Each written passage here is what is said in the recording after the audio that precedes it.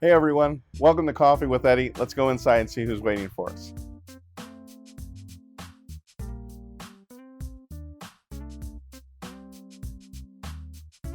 Hey everyone, Eddie Campos here with Remax Preferred Associates, and this is Coffee with Eddie. We're on episode 68. I'm here with my friend Greg Zielinski with Amlin Auctions, and when you're listing a home, there's definitely several ways to go about trying to list a home depending on the property, where it's located, maybe some of the things that are deficiencies in the home.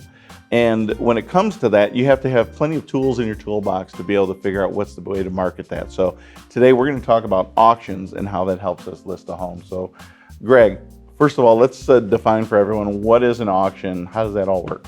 Well, first of all, Eddie, thanks for finally having me on here. I've been looking forward to having coffee with Eddie for quite some time. So the auction process, what an auction is we use a competitive market analysis to get everybody to one location at one time and place, and we use competitive bidding to drive the price up. A little bit unlike a traditional listing where you list a price and see where you're going to get the offer at, we start low and we work our way high to get the highest value that we possibly can for our seller. Sure. So when it comes to defining where to start, I know that there's an absolute auction, there's a reserved auction. How does that affect where you start and how you could potentially end up? So with the way that auctions work, we do have three different types of auctions. There's a reserve auction, which means that the owner has the right to accept or decline the final bid. If it meets what their reserve is, they can say, yes, let's sell it. If it's a little bit under what they maybe wanted, but they're okay with it, they can say yes or no at that point in time. So in that scenario, a reserve auction, the seller is there, but the number, that's not necessarily public until the... Correct. When we have a reserve auction, we don't tell anybody what the reserve price is. Now, we do have a reserve price on the contract just to keep everything legally binding.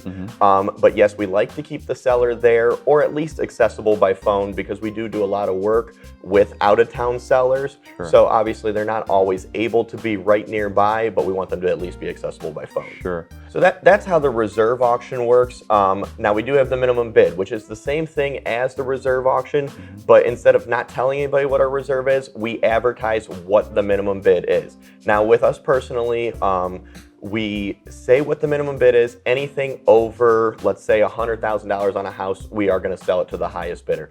We like to come up with a number that is just like a slam on your brakes number, that if I can buy that house for whatever number it is, there is no way anybody's going to buy it but me. And we want to get everybody thinking that same mindset to where everybody gets there and excited, we get them to fall in love with the house, and then the price goes up from there. Because our goal is to sell the house for as much as we possibly can. So we use that minimum bid to get people to the property. Okay. How about absolute? Absolute. It sounds like it is the riskiest of the types of auctions. It means it is absolutely going to sell to the highest bidder regardless of price. And we have sellers all the time that say, well, what if somebody comes in and only offers me $5 for my house? My answer is, well, then I'm going to give you 10, you're going to give me 15, and we have an auction. So the thing about the absolute that's so nice is it brings out everybody. We have had people cancel vacations over absolute auctions because they know for 100% certain fact that the house is going to sell that night. So it's not, well, let me see if it sells, I'll call the auctioneer tomorrow. The potential for a deal is high. Right. So it makes sure everybody is there. Well, and I know that we've done a lot of work together and we've had some great success with auctions, and we've had some people that have been very happy walking away. So that was a powerful tool for us to have to be able to get those homes sold. So thanks for tuning in to Coffee with Eddie, and check us out next week.